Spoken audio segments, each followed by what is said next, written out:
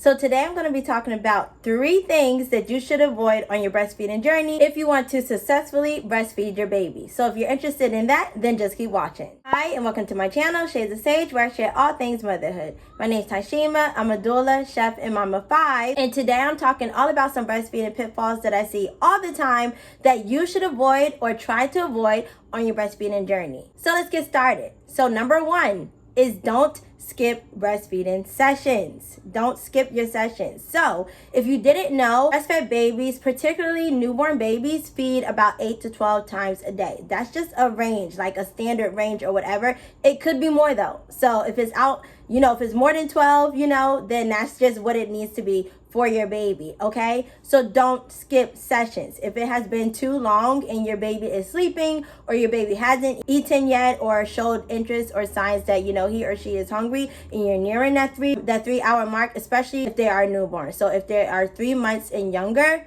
wake up your baby and breastfeed your baby. You don't even have to wake them up. Like if it's nighttime or something like that and you want them to continue to sleep, you can do a dream feed. So I have a video here on this channel about dream feeds and things like that. So check that out. I have a whole breastfeeding playlist as well because breastfeeding is a passion of mine. So if you didn't know, I, again, am a mom of 5. I have successfully, exclusively breastfed all of my children. I am currently breastfeeding my 5th child. And I have never used formula. I have never used bottles. And so I also, in addition to being a doula, am a breastfeeding counselor. So if you need help with breastfeeding, this is the channel for you. If you're trying to successfully breastfeed, without any outside resources, then I share all of my tips and everything that I've done, on this channel and how to help other moms on their breastfeeding journey. So yes, do not skip sessions. If it's been too long since your baby has eaten, breastfeed your baby, okay? So going hand in hand kind of with skipping sessions is don't put your baby on a time limit. So this means don't limit how long they are at the breast when they are breastfeeding, and don't, if your baby is showing signs of hunger, say before that 2-hour mark or before that 3-hour mark, and they're showing signs of hunger, please feed your baby. Don't make your baby wait until they hit or until they reach, a certain time period since the last time they fed. The best way really to gauge your breastfeeding session or like the length of time in between sessions is you have to start counting the time from when you start the previous feeding to the time that the feeding ends.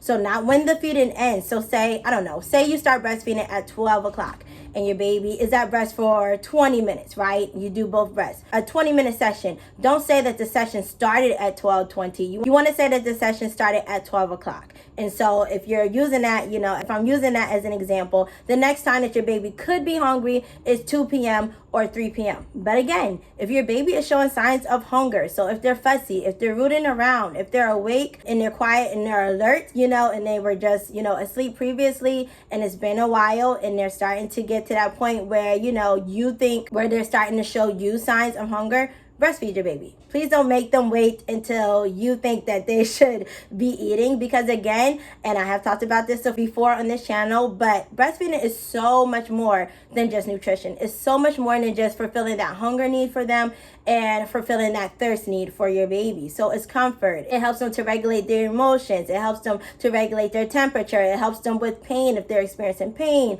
if teeth are coming in, if they're about to go through a growth spurt. So all those things your baby may want to breastfeed or needs to breastfeed, okay? So don't put your baby on a time limit. Again, this is also including how long your baby is nursing. So, maybe your baby is used to, or maybe you're used to your baby only nursing maybe 10 or 15 minutes. In the beginning, though, they usually nurse a little bit longer, especially again if they're a newborn, because they're learning, right? Like breastfeeding is natural, it's great, it's wonderful.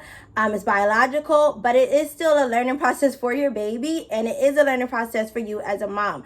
If you're a first-time mom, it's a big, huge learning curve, right? But even if you're a second-time mom, third-time mom, fifth-time mom, like I am, every baby is different. And so you really have to find what works best for you and for that baby. So positions may change up. Latching may be, a little bit different, but you do still want to make sure that your baby is getting a good latch. If you want to know how to tell your baby is getting a good latch, check out another video I'm going to link. Hopefully I will link it in the cards if I remember, but it'll definitely be in the description box as well, because that's really the key to making sure that your baby is getting enough milk, is that you have a good latch for your baby. Again, so just keep in mind, that things may have to change up, even if this is not your first breastfeeding journey, but tailor it to that child, and that child may need to eat a little bit more often than that 2 to 3 hour mark. Especially, again, if they're going into a growth spurt, you will notice, or you may notice that your baby is cluster feeding, and so they may seem to want to nurse all the time. Trust me, this usually happens right before a growth spurt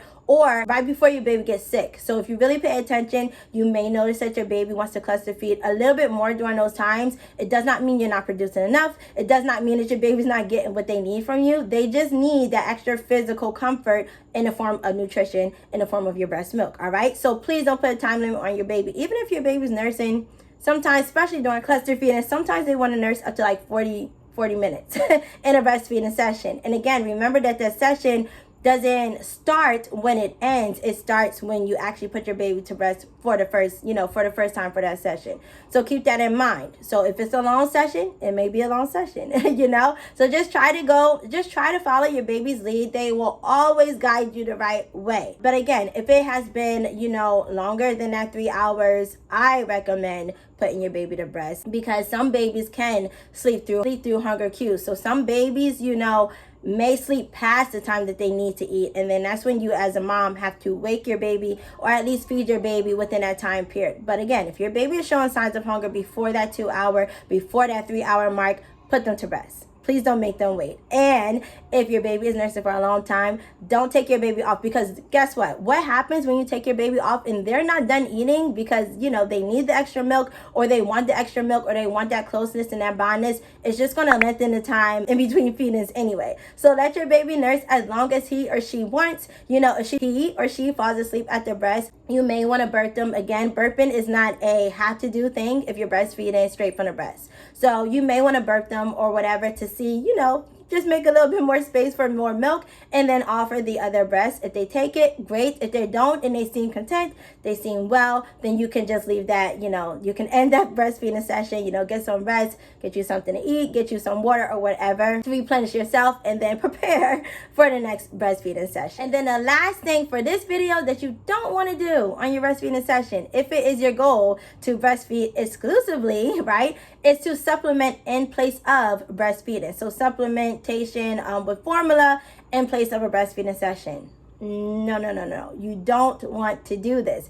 Especially, like I said, if it is your goal to breastfeed, okay? I know some people or some moms may think that, I'll supplement here and there so I can get longer stretches of sleep at night and things like that. That will totally derail your breastfeeding journey, because, and I haven't said this yet, but I'm going to say it because I say it in every breastfeeding video.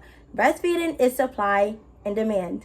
Supply and demand. Supply and demand. So basically what that means is that your baby will tell your body, will tell your breast how much milk to make. When you skip sessions, when you wait too long between sessions, when you cut off sessions too fast, you're telling your body, I don't need this milk right now. I don't need this much milk right now. I am replacing this milk with something else right now, and it's going too long or too infrequent. And then that is when over time, your breast milk supply will dwindle down and diminish. Of course, that's not what you want, if you're trying to breastfeed your baby. Now, again, supplementing is one of those things that I feel like is overly recommended. A lot of times with breastfeeding, even for moms that think that they cannot produce enough or they have supply issues, a lot of it, so much of it, I promise you, can be rectified by breastfeeding on demand, which means allowing your baby to dictate to your body how much breast milk to make. And the best way to do that is feeding on demand. So having your baby actually put to breast as much and as often as possible. Now, if you're a mom out there who is pumping and, feeding your baby express breast milk,